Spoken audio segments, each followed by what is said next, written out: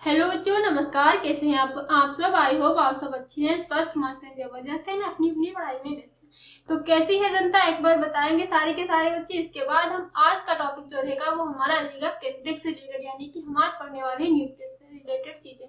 Nucleus के बारे में मैंने आपको कुछ फैक्ट्स बता दिए थे कि इसकी खोज किसने की थी, जब मैं आपको सेल पढ़ा रही थी। और इसको क्या कहा जाता है, इसकी जो जो न्यूक्लियस होता है वो सेल की सारी एक्टिविटी क्या रखता है, कंट्रोल करता है। इसीलिए इसको क्या कहते हैं, ब्रेन ऑफ सेल भी कहते हैं, यानी कोशिका का दिमाग भी किसे कहा जाता है, हमारे केंद्रक को कहा जाता है। तो सबसे पहले सारे के सारे बच्चे बोर्ड पर आएंगे और एक बार हेडिंग डालेंगे केंद्रक। केंद्रक क्या हेडिंग डालेंगे बच्चों? केंद्रक। केंद्रक बोले तो न्यूक्लियस। न्यूक्लियस। अब इसकी संरचना की बात करते हैं, स्ट्रक्चर की। ये दिखता कैसा है? संरचना, स्ट्रक्चर।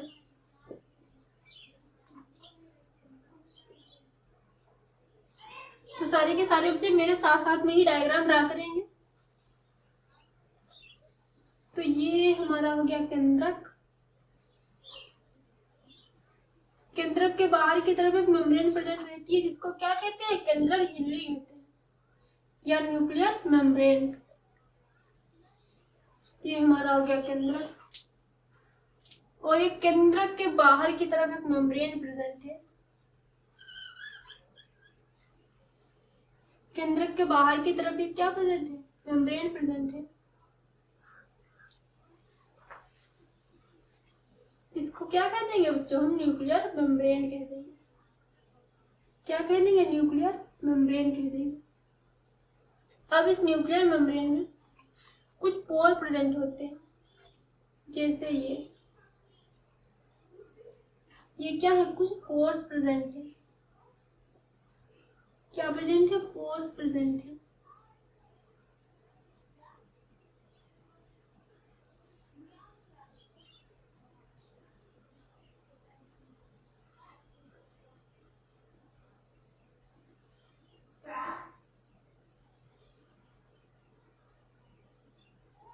ये क्या है? हमारे न्यूक्लियर पोर्स।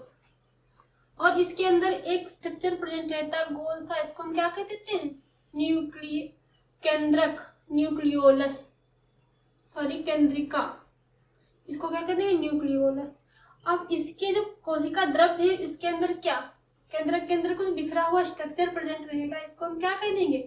क्रोमेटिन। क्या कह देंगे? क्रोमेटिन। अब मैं लेबलिंग करने से पहले मैं आपको कुछ बता रही हूँ। जैसे ये हमारा क्या था? क्रोमेटिन। अब हम इस क्रोमेटिन को खींच देंगे तो क्या बन जाएगा? ये हमारा क्रोमोसोम बन जाएगा। अब हम क्रोमोसोम को खींच देंगे तो हमारा क्या बन जाएगा? डीएनए बन जाएगा। डीएनए पर क्या होते हैं? हमारे जीन होते हैं, है ना? जीन क्या होते हैं? जितनी भी हमारी जेनेटिकल इंफॉर्मेशन रहती है वो कहाँ रहती है? जीन के अंदर ही रहती है। तो आई होप आप समझ गए होंगे। अब हम इसकी एक एक करके करते हैं लेबलिंग। अब हम करते हैं इसकी लेबलिंग। ये क्या हो गया? इसका जेली लाइक सब्सटेंस भरा रहता है, इसको हम क्या कह देते हैं भाई?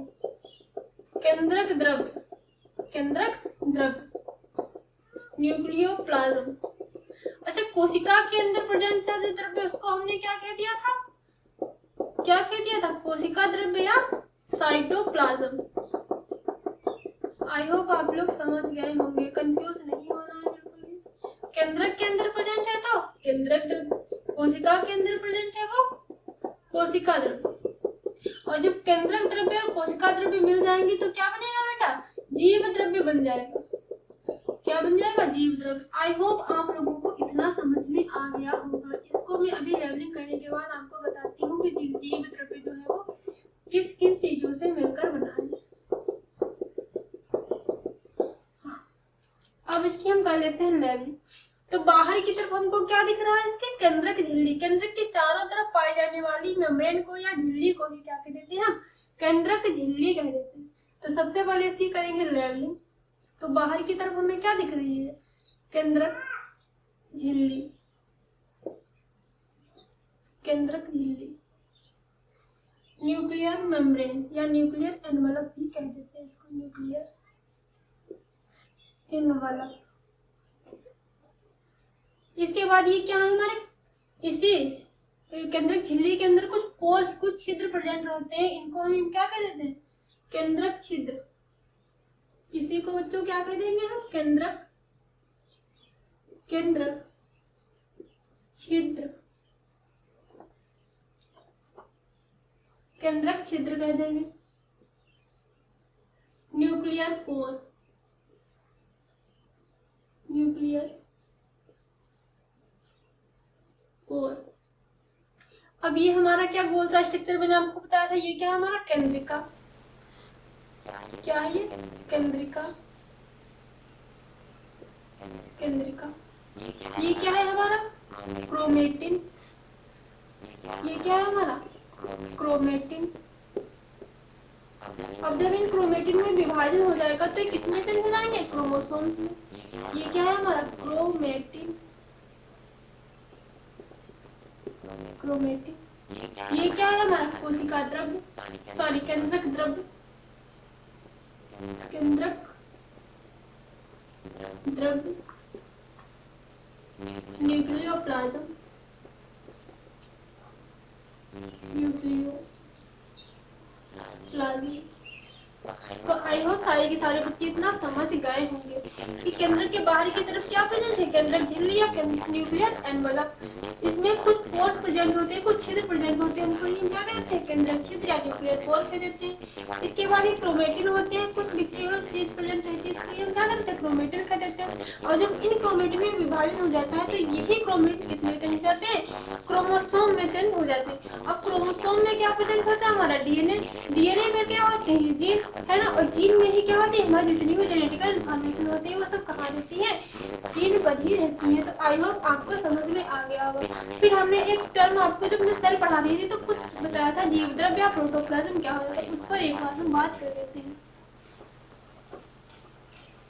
कितने बच्चों को पता है कि मैंने जीव द्रव्य के बारे में बताया था तो उसकी खोज या शब्द उसका किसने दिया था? प्रोटोप्लाज्म शब्द किसने दिया था? जिन जिन बच्चों को पता है वो एक बार बताएंगे प्लीज।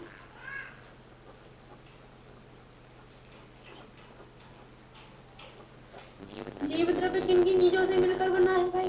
देख लेते हैं एक बार। तो ये हो गया हमारा कोशिका द्रव्य, जो कोशिका के अंदर प्रेजेंट था। ये हो गया हमारा कोशिका द्रव्य, कोशिका द्रव्य प्लस केंद्रक द्रव्य। केंद्रक के अंदर जो प्रेजेंट था द्रव्य उसको क्या कह देंगे? केंद्रक द्रव्य। यही मिलकर क्या बना लेंगे? जीव द्रव्य। तो आई होप आपको समझ में आ गया होगा कि जीव द्रव्य क्या होता है। ये क्या है? साइटोप्लाज्म,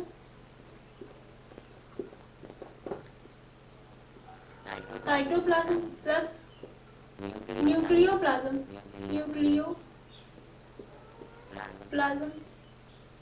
ये मिलकर क्या बना लेंगे? प्रोटोप्लाज्म बना लेंगे, प्रोटोप्लाज्म। तो आई होप समझ में आ गया आप लोगों को प्रोटोप्लाज्म का फॉर्मेशन कैसे हुआ है। इसके बाद हम आगे चलते हैं।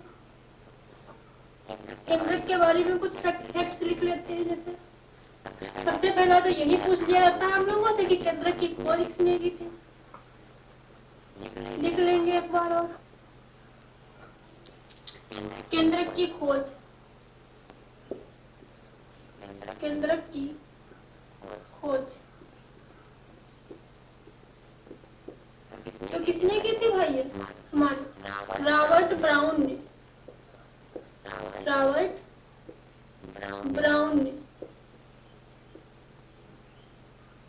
Discovery of nucleus, discovery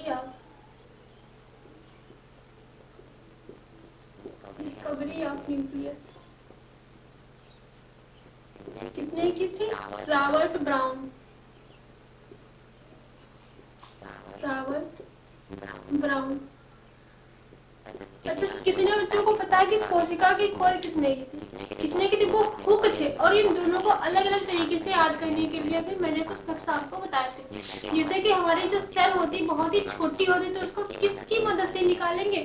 hook की हेल्प से निकालेंगे। तो कौन सा साइंटिस्ट हो जाएंगे? हुक से रिलेटेड कौन है? बहुत छोटी चीज से रिलेटेड कौन है हमारे? रॉबर्ट हुक साहब। ब्राउन से क्या लिखना है? बीज जो हमारे होते हैं वो हमेशा कहाँ होते हैं? फल के अंदर होते हैं। और बेसिकली कैसे होते हैं? ब्राउन कलर के होते हैं। तो इसी से याद रखना। इसी तरीके से हमारा जो न्यूक्लियस है वो कहाँ है? सेल के अंदर है ना? और उसकी खोज किसने की है? Robert brown. दोनों में आपको कंफ्यूज नहीं होना। आई होप आप लोगों को इतना समझ में आ गया होगा। इसके बाद हम बात करते हैं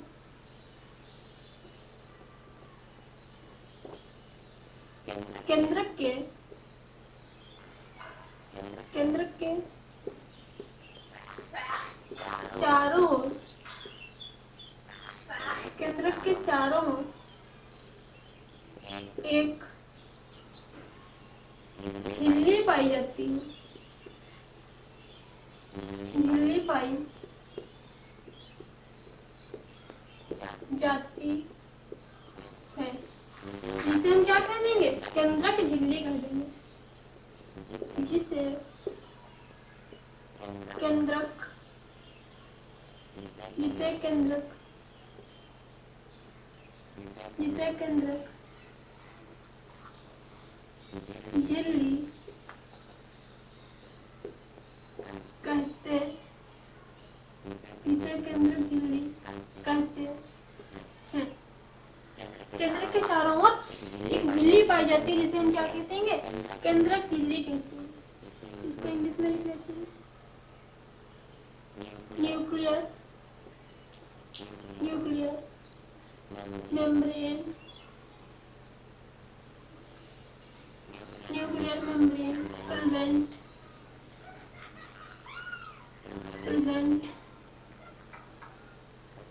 present around nucleus। Nuclear membrane जो होती है वो न्यूक्लियस के चारों तरफ पाई जाती है ना? क्या होगी? न्यूक्लियर मेम्ब्रेन जो है न्यूक्लियस के चारों तरफ पाई जाएगी। आई होप आप लोग इतना समझ गए होंगे। अब इसके आगे चलते हैं।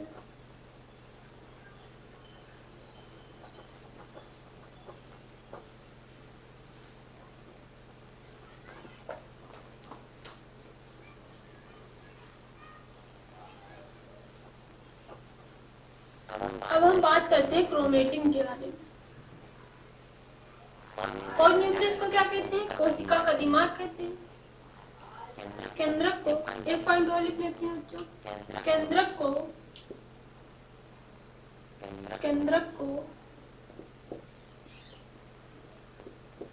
कोशिका का दिमाग कहा जाता है। क्या कहा जाएगा केंद्रक को? न्यूक्लियस को क्या कहा जाएगा? न्यूक्लियस।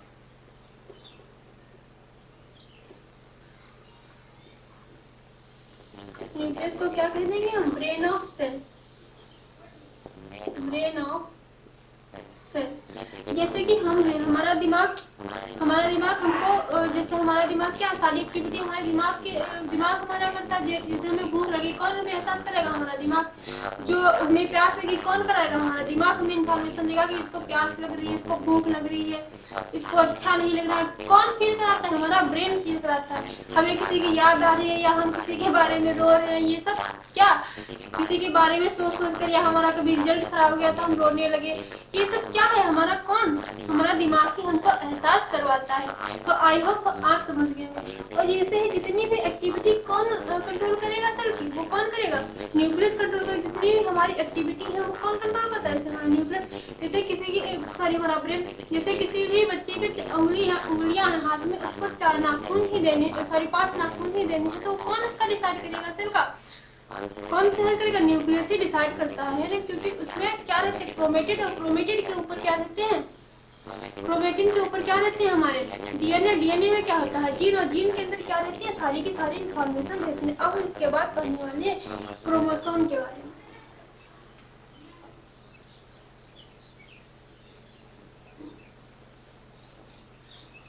इसके बाद पढ़ने वाले हैं क्रोमोसोम के बारे में।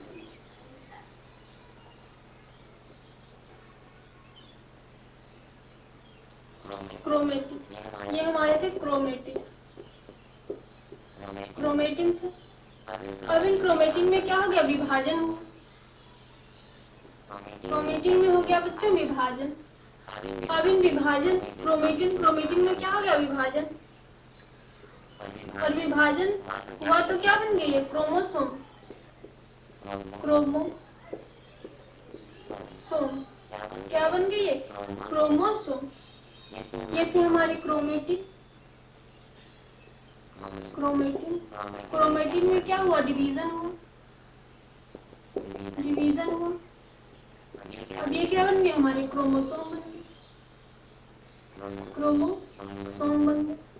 आई होप आप लोग इतना समझ गए होंगे कि क्रोमेटिन से क्रोमोसोम कैसे बने हैं। विभाजन होगा तो क्रोमेटिन से क्रोमोसोम का फॉर्मेशन होगा। अब हम इसकी संरचना देखते हैं एक बार क्रोमोसोम की कैसा दिखता है।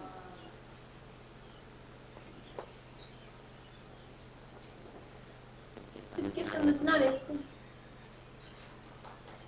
क्रोमोसोम की संरचना, स्ट्रक्चर ऑफ क्रोमोसोम।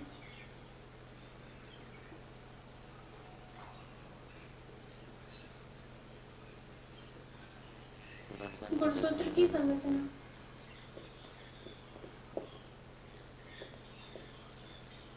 गुणसूत्र की संरचना। अब हम देखते हैं ये हमारा एक क्रोमोसोम था, क्रोमेटेड था, यानी कि ये हमारा क्या था क्रोमेटिन। अब इसमें क्या हो गया विभाजन हुआ। इसमें क्या हो गया बच्चों विभाजन।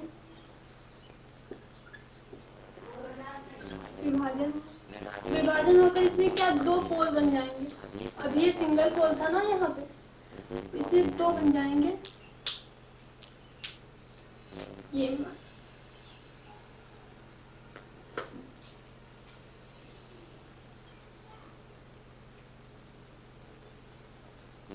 गया हमारा क्रोमोसोम,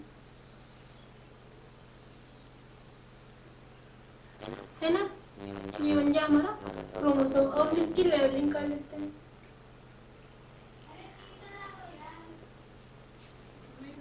ये क्या है हमारा टेलोमेर, टेलोमियर।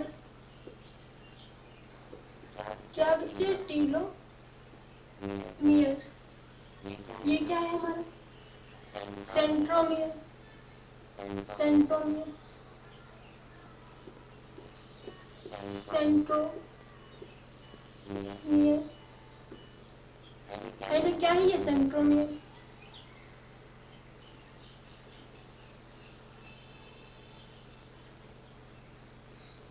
ये बीच बीच में जिगजैग स्ट्रक्चर पर जाती है। क्या है हमारा काइनेटोफोर,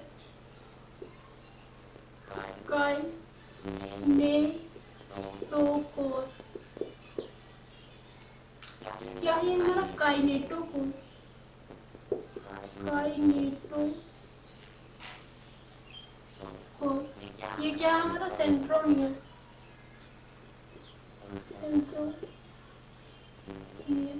आई होप आप लोगों को क्रोमोसोम का स्ट्रक्चर समझ में आ गया होगा। अब हम इसकी खोज से रिलेटेड कुछ फैक्ट पूछ लेते हैं।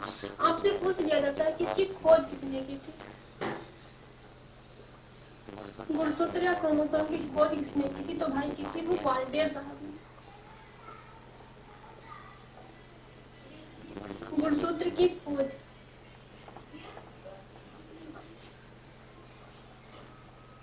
सबसे पहले हम इसकी देखते हैं गुणसूत्र की खोज किसने की थी। खोज डिस्कवरी किसने की थी गुणसूत्र की, तो वो की थी हमारे फ्लेमिंग ने।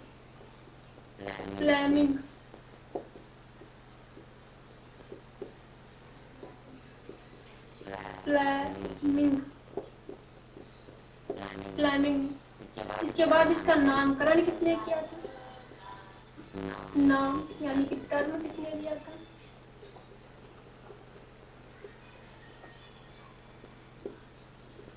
नामकरण या टर्म की बात करें तो किसने दिया था वो? वाल्डेयर ने। वाल्डेयर ने।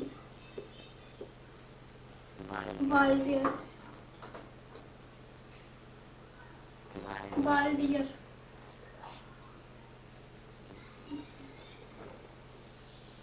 वाल डियर। किसने दिया था? वाल्डियर ने दिया था। आई होप आप लोगों को इतना समझ में आ गया होगा। अब हम बात करते हैं जो हमारा क्रोमोसोम है बना किन किन चीजों से होता है इनका। क्रोमोसोम जो है वो हमारा किन किन चीजों से मिलकर बना होता है। तो पहली बात तो हमारे क्रोमोसोम होता है, इसमें कौन कौन सी चीजें होती हैं? ये डीएनए से मिलकर बना होता है। DNA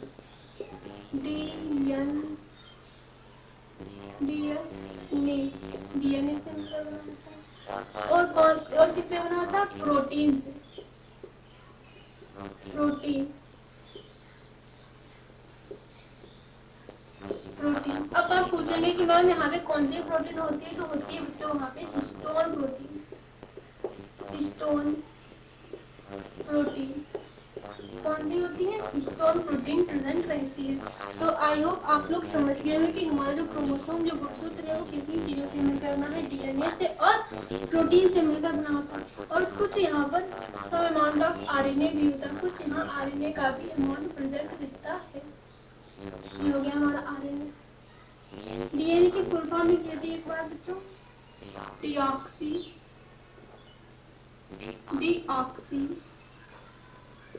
ribo nucleic acid. Hindi वाले बच्चे भी लिख लेंगे। एसिड की जगह वहां पे क्या हो जाएगा? अम्ल हो जाएगा। D oxy ribo deoxyribo nucleic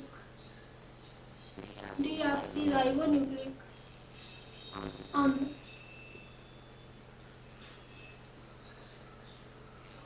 इसकी फुल फॉर्म क्या हो जाएगी बच्चों? Ribo nucleic acid. Ribo nucleic acid क्या हो जाएगा? राइबो न्यूक्लिक राइबोन्यूक्लिक अम्ल। तो आई होप आप लोग समझ गए होंगे जो हमारे क्रोमोसोम है वो कितनी चीजों से मिलकर बने होंगे। First of the DNA, protein और सम अमाउंट ऑफ आरएनए हमारा प्रेजेंट होता है क्रोमोसोम के अंदर। आई होप आप लोग इतना समझ गए होंगे। इसके बाद हम आगे चलते हैं। इसकी खोज वगैरह के बारे में हमने देख लिया था।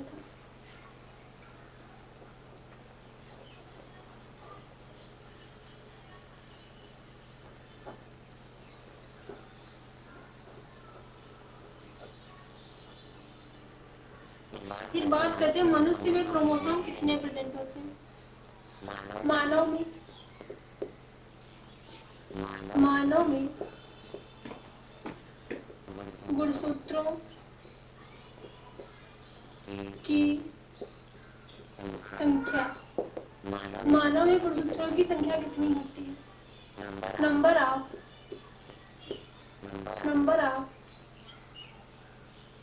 Chromosome number of chromosome. थोड़ा इसको बड़ा बड़ा लिखती हूँ, काफी छोटा हो जाता है इससे।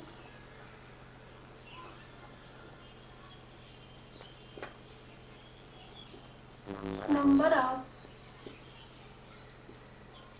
क्रोमोसोम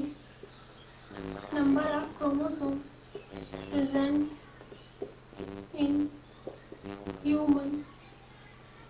तो बेसिकली ये कितने होते हैं? 46 होते हैं। कितने होंगे? 46 होंगे। अगर इन्हीं में हम जोड़े की या पेयर की बात करें, अगर हम पेयर में जोड़े में बात करें इनकी अगर, तो ये कितने होते हैं? 23 जोड़ी। कितने होंगे बच्चों?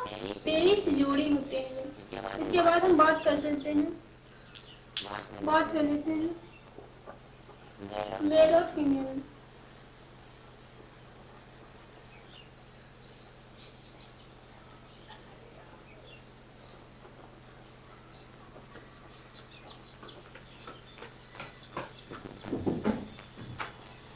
इसके बाद हम बात करते हैं कि टोटल क्रोमोसोम नंबर कितने हैं मनुष्य में? 23 है। इन 23 में से 23 में से हमारे जो 1 से लेकर 22 तक होते हैं वो क्या रहेंगे? मेल और फीमेल में। मेल एंड फीमेल, स्त्री और पुरुष। स्त्री और पुरुष में क्या रहेंगे? समान रहेंगे, सेम रहेंगे, सेम, समान रहते हैं। इनको हम क्या कहेंगे? ऑटोसोम कहेंगे। ऑटोसोम। जो क्रोमोसोम स्त्री और पुरुष में क्या रहेंगे? समान ही, चाहे वो मेल हो चाहे वो फीमेल हो। 22 तक क्रोमोसोम, 1 से लेकर 22 तक क्रोमोसोम क्या रहेंगे? सेम रहेंगे स्त्री और पुरुष के अंदर। उनको क्या कहेंगे? ऑटोसोम कहेंगे। और जो 23वें नंबर का क्रोमोसोम जो होता है वो मेल और फीमेल में क्या रहेगा? डिफरेंट रहेगा। मेल में कौन सा रहेगा? X and Y chromosome, X और वाई। कौन सा रहेगा? X Y. एंड फीमेल में कौन सा रहेगा? X x. आई होप आप लोगों को समझ में आ गया होगा कि नंबर ऑफ क्रोमोसोम कितने प्रेजेंट है ह्यूमन की बॉडी का 46। अगर हम पेयर की बात करें तो कितने हो जाएंगे? 23। 23 में से 22 जो होते हैं 1 से लेकर 22 तक वो क्या रहेंगे? सेम। क्या कह देंगे हम? ऑटोसोम कह देंगे। उसके बाद हम जब 23वीं जोड़ी की बात करेंगे यानी कि 23 नंबर क्रोमोसोम की बात करेंगे तो वो क्या रहेंगे? डिफरेंट रहेंगे। मेल और फीमेल में डिफरेंट रहते हैं। मेल में कौन सा रहेगा? X and Y. And female में कौन सा रहेगा? X X chromosome. I hope आज का क्लास आप लोगों को समझ में आया होगा। धन्यवाद। आज का क्लास यहीं तक रखते हैं। इसके बाद हम कल से कंटिन्यू करेंगे।